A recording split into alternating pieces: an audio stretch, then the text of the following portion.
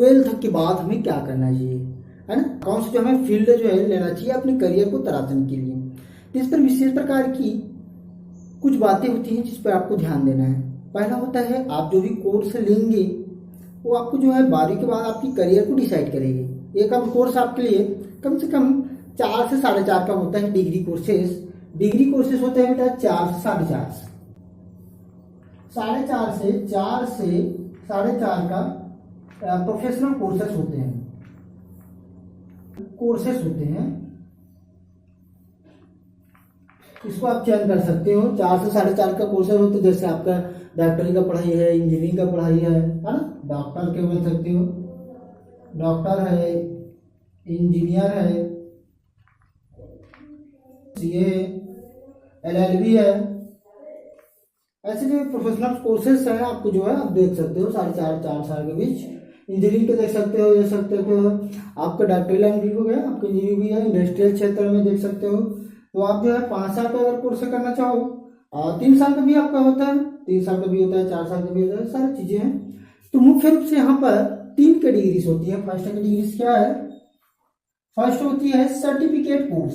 Course आपके ये सारी चीजें कोर्स है ना, फर्स्ट होता है, सेकंड होता है डिप्लोमा और थर्ड होता है डिग्री। 3 प्रकार के हम कोर्सेज के बारे में जानते हैं और सारे लोग जो है यही कोर्स करते हैं। तो सर्टिफिकेट क्या होता है कि 1 साल 1.5 साल में आपका कंप्लीट हो जाता है। डिप्लोमा कम से कम 2 साल का ही रहता है, 2 साल कम से कम आपको 2 साल का कोर्सेज करना है। PGDCA एक ऐसा डिप्लोमा है जो 1 साल में कंप्लीट हो जाता है। DCA कैसा है कि 1 साल में कंप्लीट हो जाता है, कंप्यूटर कोर्सेज है। लेकिन कई ऐसे होते हैं, जैसे आप डॉक्टरी लाइन की बात करें कि DMLT है ना, यहाँ पास आपका है DMLT वगैरह है, DMLT है, ये होता है। आप इसमें करोगे तो CMLT हो जाएगा, है ना, ये आपका होगा CMLT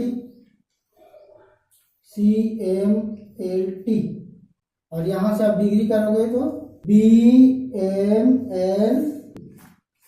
तो इस प्रकार से 3 प्रकार से हम कोर्सेज के बारे में जानते हैं। तो आप जिस भी कोर्स में आप चाहो अपने पेरेंट्स को दबाव नहीं देना है कि हमें यही कोर्स करना है। आपको जो आपकी फैमिली की सपोर्टेबल रहेंगी उस पर विशेषकर आपको कोर्स का चयन करना है।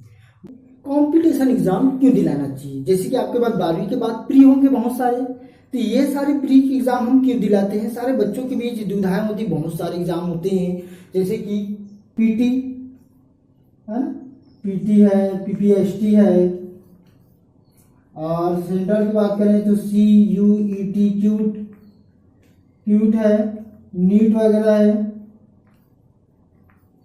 JEE है, ये सारी चीजें हैं, है ना।